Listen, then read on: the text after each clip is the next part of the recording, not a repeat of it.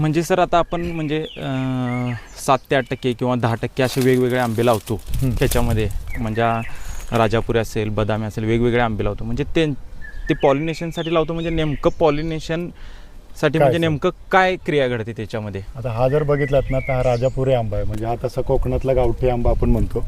काय होतं, केशरमध्ये त्याचे जे पोलन्स आहेत की नाही, म्हणजे परागकण आहेत ना, तर त्याची स्वतःची फुलं जी आहेत ते फलित करत नाहीत, म्हणजे फर्टिलाइज करत नाहीत किंवा कम्पॅटिबल नाही आहेत तेवढ्या प्रमाणात. म्हणजे केसरच्या पोलनने त्यांचं जर फळ फर्टिलाइज नाही झालं, एक फर्टिलाइज नाही झालं, तर मग तिथे फळ तयार होणार नाही. मग त्यामुळे काय होतं, आंब्याला बाहेरून वेगळ्या जातीचे परागकण म्हणजे पोलन्स आणणं गरजेचं आहे. मग आता आपल्या बागेमध्ये मधमाशा तर असणार आहेत किंवा आपण त्या घाणीवरच्या माश्या वगैरे आपल्या बागेमध्ये आहेत, तर पॉलिनेशन तर त्या करणार आहेत. पण बागेमध्ये वेगळे पोलन्स किंवा परागकण असणं गरजेचं आहे. मग ते परागकण असण्यासाठी या वेगवेगळ्या जाती आपल्याला केशरच्या बागेत लावायला लागतात. त्याच्यामध्ये कसं आहे, तुमचं राजा